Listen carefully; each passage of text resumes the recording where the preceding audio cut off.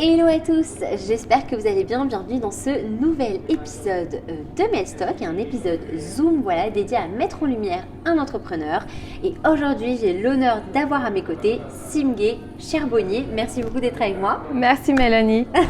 Donc pour les gens qui ne connaissent pas Simgué, c'est une entrepreneuse qui a monté son entreprise qui s'appelle My Business Therapy, qui est une plateforme pour aider les entrepreneurs, les créateurs de business à justement définir leur stratégie commerciale. Exactement. Voilà, et à accélérer du coup leur entreprise. Et aujourd'hui, je suis avec elle pour discuter de ton parcours, bien sûr. Elle a un parcours intéressant dans le sens où elle était dans le salariat avant et elle a vraiment décidé de créer son entreprise. Des challenges que tu as pu avoir aussi et des conseils vraiment pratiques pour vous, les gens qui nous regardez aujourd'hui à la maison. Et pour toutes les nouvelles personnes sur la chaîne de Mailstock, je suis ravie de vous accueillir. Donc c'est vraiment un talk show où on met en avant les entrepreneurs. Donc c'est parti, let's go!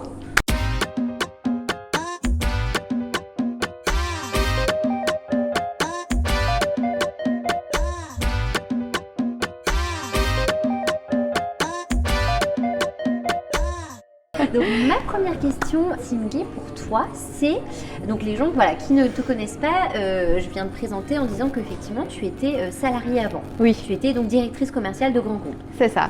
Est-ce que tu peux nous expliquer un petit peu qu'est-ce qui t'a poussé à quitter finalement le cocon, on va dire salarial, et à te lancer dans l'aventure entrepreneuriale? Donc je m'appelle Simgué Charbonnier. Ça fait 18 ans que je vis à Paris et 15 ans que j'étais salariée, comme tu dis. J'étais directrice commerciale dans des grands groupes. Je pense que j'ai 38 ans et je pense qu'avant d'avoir 40 ans, j'avais vraiment besoin d'un projet qui avait du sens. Pendant longtemps, j'ai été très intéressée par l'univers entrepreneurial, mais j'ai jamais osé franchir le pas. Étant directrice commerciale pendant 15 ans dans les grands groupes, effectivement, m'a donné une expertise très forte dans la vente, mais je voulais être de plus en plus près de mes propres valeurs et travailler avec une approche un peu plus holistique et qui prend en considération aussi le bien-être de l'entrepreneur et des gens avec qui je travaille. C'est-à-dire qu'à un moment donné, j'avais envie de ne pas seulement vendre des projets juste pour faire des objectifs, avoir un ego qui dit oui, j'ai réussi. Je voulais vraiment toucher la vie des gens, la vie des entrepreneurs, développer une stratégie, à générer des revenus, mais en faisant ça, être très aligné avec comment ils sont et une certaine harmonie, je dirais. Et du coup, on imagine que quand même, de tes expériences en tant que directrice commerciale, tu as quand même appris beaucoup de choses. Qu'est-ce que tu en tires quand même de positif de ton expérience salariale? Évidemment, avec cette expérience, vous apprenez à voir très clair la stratégie d'un business et surtout les besoins. C'est comme ça que vous apprenez la vente aussi. C'est-à-dire qu'à un moment donné, vendre doit répondre à un besoin. Exact. Et donc, pour pouvoir comprendre un besoin, il faut vraiment se mettre dans la tête d'un consultant, c'est-à-dire connaître les dynamiques du marché, connaître les dynamiques de l'entreprise, de ses vrais besoins. Si vous trouvez que ce que vous vendez correspond à ces besoins, dans ce cas, il faut aider la personne en face de vous à comprendre comment votre produit peut l'aider à surmonter certains problèmes et relever certains challenges, en quoi ça peut être utile. Effectivement, une fois que vous comprenez ça, après, quand vous passez dans une aventure entrepreneuriale, ça devient plus évident d'aider les gens à trouver la bonne ligne stratégique pour leur développement commercial.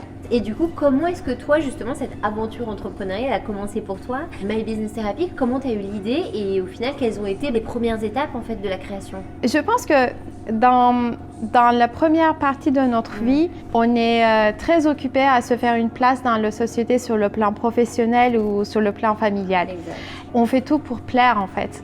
Exact. Et à un moment donné, il y a un déclic et vous commencez à vous poser des questions comme, surtout la plus importante, comme mais qui je suis. Exact. Il y a un moment où tu te poses forcément, quel est le sens de ma vie, qu'est-ce que je fais, quoi. C'est exactement ça. C'est comme si vous avez envie de faire quelque chose qui est plus aligné avec la personne que vous êtes et qui est plus aligné avec vos valeurs, etc. C'est à partir de là que cette deuxième partie de la vie commence. Pourtant, cette transition de milieu de vie, je trouve que c'est beaucoup de boulot. Moi, en fait, personnellement, ça m'est arrivé il y a a 2 ans. À un moment donné, je remettais tout en question et j'ai passé beaucoup de temps pour d'abord savoir qui j'étais. Exactement. Parce qu'en fait, quand on est dans cette première partie de notre vie, on est tellement dans le faire qu'on oublie la partie être. Exactement. Et parfois, on se rend compte, à un moment donné, on se réveille et on se dit, mais en fait, je n'aime pas du tout le travail que je fais. Pourtant, l'ego n'est pas toujours au courant. C'est-à-dire qu'on peut être très fier du salaire que nous avons, on peut être très fier d'être dans une comité exécutive, on peut être très fier de plein de choses, mais ça, c'est vraiment la partie ego. Et en fait, quand on a ce déclic et qu'on décide à un moment donné de créer une deuxième vie qui est plus alignée, plus en harmonie avec la vraie personne que nous sommes, là, effectivement, c'est à la fois une destruction totale de tout ce qui existait avant, mais c'est aussi une immense chance de pouvoir tourner la page ou de créer une nouvelle vie. Par rapport à My Business Therapy, est-ce que tu peux nous présenter un peu le concept et nous dire un peu comment tu as commencé justement? Oui. Et en fait, moi-même étant passée par là, j'ai créé My Business Therapy pour aider les gens qui sont dans cette transition de milieu de vie, qui sont aujourd'hui salariés, mais peut-être qui veulent créer leur boîte, mais qui ne savent pas trop travailler sur la partie stratégie et développement commercial, par exemple. Ou alors, c'est des gens qui ont déjà créé leur boîte, mais le chiffre d'affaires n'est pas, il décolle pas. Du coup, comment on peut générer plus de revenus? Comment on peut changer aussi le mindset autour de l'argent chez des gens? Parce que j'ai constaté que j'ai beaucoup de personnes autour de moi qui font des burn-out, qui quittent les entreprises, qui deviennent prof de yoga, etc. et qui se rendent compte après que, en fait, le salaire d'avant, c'était quand même pas mal. Donc, en fait, My Business Therapy avait une ambition depuis les débuts, c'est on peut allier l'argent et le bien-être. C'est-à-dire que vous pouvez faire quelque chose, vous pouvez trouver une voie où vous pouvez commencer un projet, créer votre entreprise et être complètement aligné avec vous-même, mais aussi être extrêmement ambitieux sur le plan des revenus. C'est pourquoi j'ai créé My Business Therapy vraiment pour 2 raisons. Donner aux gens les outils et les techniques pour faciliter cette transition, pour qu'ils puissent se poser des questions comme qui je suis, qu'est-ce que j'aime faire, si je change de boîte, quel travail pouvait me correspondre plus que d'autres, ou si je devais créer une boîte, sur quoi, ou alors si j'ai une idée de boîte, mais est-ce que c'est vraiment viable? Et la deuxième partie, c'est des gens qui ont déjà leur boîte et qui sont en mode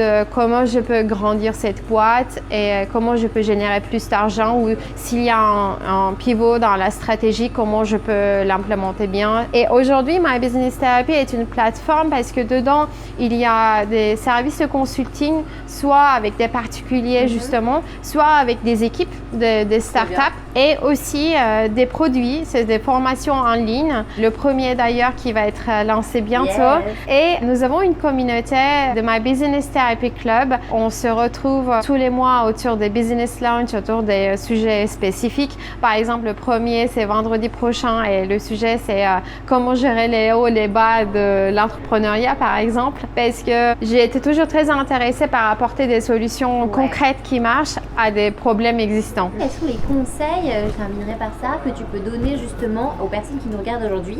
Alors que ce soit des conseils justement pour la vente, 2-3 petits conseils à toi, tes best practices, ou des conseils de manière générale quand on veut monter un projet. Quels sont selon toi les conseils que tu peux apporter qui sont peut-être des points déterminants? Je vois différents points. Par exemple, je rencontre beaucoup de personnes qui aujourd'hui veulent se jeter à l'aventure de l'entrepreneuriat et ils veulent se lancer. Et en fait, ils sont pas sûrs. Donc en fait, je pense qu'il faut absolument tester. Il faut prendre certaines idées, il faut faire des MVP, des Minimum Viable Products, et il faut absolument les tester et voir quelle est la version la plus simple d'un produit qui peut être mis sur le marché avec effectivement un prix associé. Essayer ça avec vraiment des très simples versions de produits permet de faire un reality check sur tout cet moulinage d'idées pour se dire est-ce que je dois lancer ou pas, etc. tard. Ça, c'est la première partie. Une fois la deuxième partie, en général,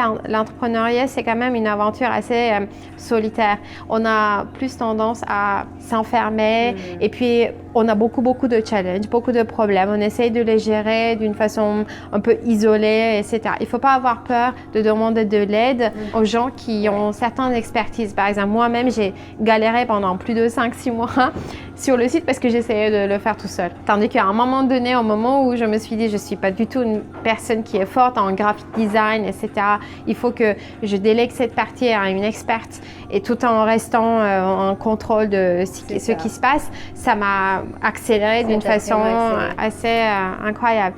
Et il y a aussi une troisième partie, c'est on lance, à un moment donné vraiment c'est l'euphorie, vraiment on est à la fois très fiers du lancement et après on commence à travailler sur les finales de vente, sur les stratégies, sur le marketing, sur notre audience, etc.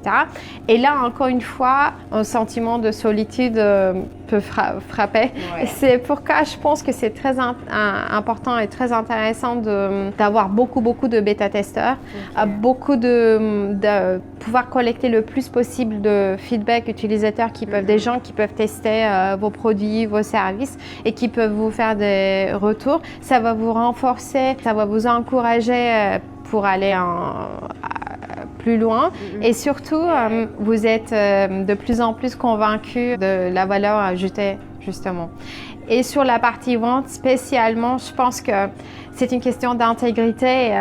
C'était une décision que moi-même j'avais prise aussi. Ouais.